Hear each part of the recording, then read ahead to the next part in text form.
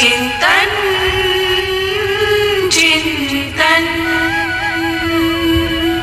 My name is Ravi Sharma. Station पर अचानक train में चढ़ते हुए एक लड़की ने एक बुजुर्ग को पहचान लिया। दोनों की सीट भी आमने सामने थी।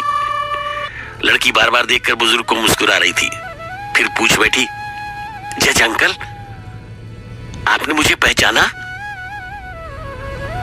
बुजुर्ग सोचने लगे, जज अंकल? मुझे तो जज की नौकरी से रिटायरमेंट लिए हुए भी 12-13 साल हो चुके हैं। बिटिया, मैंने लगता है तुम्हें कहीं देखा है, लेकिन पहचान नहीं पा रहा हूं। अंकल, मैं बिट्टी। आपकी कोर्ट में मेरे मम्मी पापा का केस आया था। तलाक लेना चाहते थे दोनों। बुजुर्ग ने सिर खुजाते हुए याद करने की कोशिश की। अरे हाँ, वो केस मैं कैसे भूल सकता हूँ भाई, वो तो मेरे जज के कार्यकाल में एक अजीब तरह का केस था। तुमने उसे ज्यादा इंटरेस्टिंग बना दिया था। तुम्हारे मम्मी पापा तलाक चाहते थे, ऑलमोस्ट राजी हो गए थे। दोनों तलाक चाहते थे, लेकिन तुम उन्हें अलग नहीं होने देना चाहती थी। और मुझे याद है कितनी चतुराई से तुमने उस समय बिगड़ी बात बना ली थी। लेकिन बेटा, तुम्हारे मम्मी पापा फिर बाद में अलग हुए या अभी साथ रहते हैं? साथ रहते हैं, एक दूसरे के बिना रह नहीं पाते हैं, बड़े रोमांटिक हो गए हैं। अजीब बात है, उस दिन तो कोर्ट में बड़ा सीरियस मामला था, लेकिन बात इस बात पर अटक गई कि उन दोनों की बच्ची किसके साथ रहेगी। बीवी को शिकायत थी कि उसके पति शराब बहुत पीते हैं, शराब पीकर के फिर घर में झगड़ा करते हैं। पति को शिकायत थी पत्नी कोऑपरेट नहीं करती। बात अटकी थी कि बच्ची किसके पास रहेगी। पत्नी कहती थी, एक मां होने के नाते मैं बिटिया की अच्छी तरह से देखभाल कर सकती हूं, और पति कहता था, फाइनेंशियली मैं स्ट्रांग हूं, मैं अपनी बेटी को अच्छी तालीम दे सकता हूं, मैं उसके लिए आया रख सकता हूं। दोनों अड़े थे। तभी जज ने बच्ची को बुलवाया और उससे पूछा, बिटिया तुम बताओ, तुम किसके साथ रहना चाहोगी? बच्ची चुप खड़ी रही। देखो बेटा, हम ऐसा करेंगे, फॉर द टाइम बीइंग तुम्हें बाल कल्याण गृह में भेज देंगे।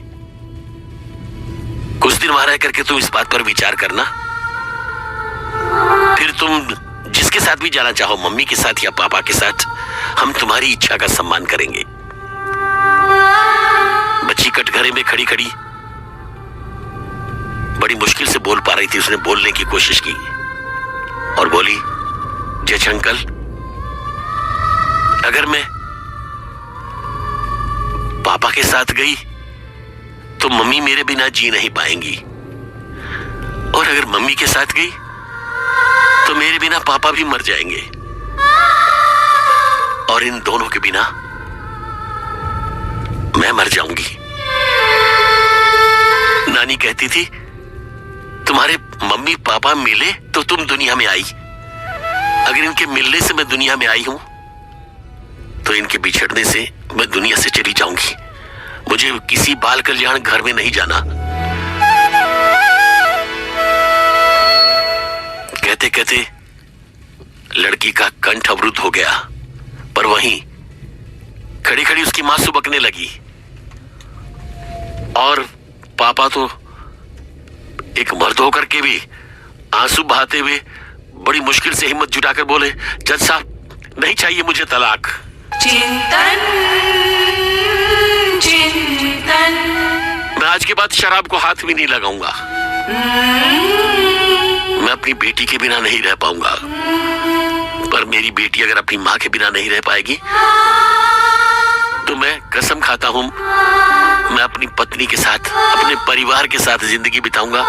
जैसे वो चाहेंगे वैसा बन जाऊंगा,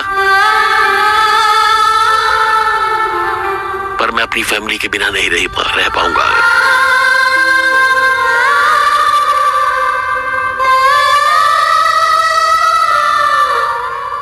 देखते देखते कोर्ट का पूरा माहौल ही बदल गया।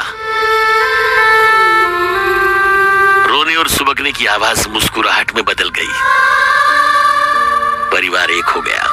आज इतने सालों बाद ट्रेन में उस लड़की से मुलाकात हुई, अब बड़ी हो चुकी थी। जज अब सारी कहानी समझ गया। तो बिटिया तुम, जज अंकल मेरी अब शादी हो चुकी है, पर मम्मी पापा हैं कि चाहते मैं हर महीने उनसे मिलने आऊं। दोनों आज भी मेरे बिना नहीं रह पाते हैं, पर एक दूसरे के बिना भी नहीं रह पाते हैं। मुझे मम्मी पापा दोनों का प्यार मिला। जज अंकल आपका बहुत बहुत शुक्रिया। उस दिन मम्मी पापा को आपने तलाक नहीं लेने दिया। चिंतन चिंतन।